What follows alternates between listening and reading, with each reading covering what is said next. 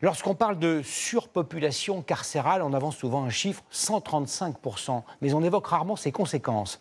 Un homme condamné à 12 ans de prison pour viol sur une fillette a été libéré après seulement 2 mois derrière les barreaux en attendant son procès en appel.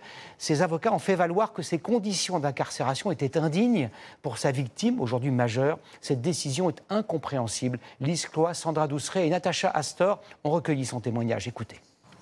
Elle a accepté de nous livrer son témoignage à visage caché, avant tout pour se protéger.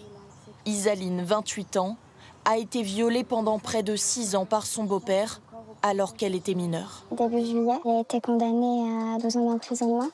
Mais le soulagement lié à sa condamnation est de courte durée. Son beau-père fait appel et demande une remise en liberté.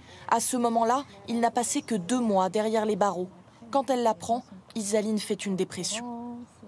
Quand la personne est incarcérée, même s'il y a un appel derrière, il y a déjà un début de reconstruction. Et 2 mois après, à peine, à la première demande, il a été libéré en attente de l'appel. Donc c'est double peine, triple peine en fait. Comment a-t-il pu être libéré aussi vite? La loi le permet. Lorsqu'une personne reconnue coupable en première instance fait appel, elle change de statut. Elle n'est plus condamnée, mais de nouveau présumée innocente et placée en détention provisoire. Elle a alors le droit de demander une remise en liberté en attente de son nouveau procès.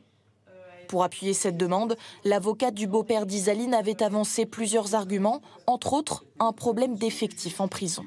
Il y avait cette situation carcérale qui est malheureusement commune à beaucoup d'établissements pénitentiaires et de détenus, avec cette personne dans une cellule pour 4 ou 5, l'impossibilité de se mouvoir normalement au sein de cette cellule, l'impossibilité d'être à table pour toutes les personnes qui sont détenues dans la même cellule. Le juge a étudié tous les aspects du dossier et estimé que le prévenu ne risquait pas d'entrer en contact avec la victime, ni de détruire des preuves ou de quitter le territoire. Cette remise en liberté, l'avocate d'Isaline la regrette, car elle repousse de plusieurs années la date du procès en appel. Les accusés en détention sont souvent jugés bien plus rapidement. Difficile à accepter pour sa cliente. Vu le stock de dossiers qu'il y a, une fois que les gens sont sous contrôle judiciaire, eh bien, malheureusement, on n'est plus en priorité. On sait actuellement qu'on est entre 3-4 ans de délai pour voir un dossier jugé en appel.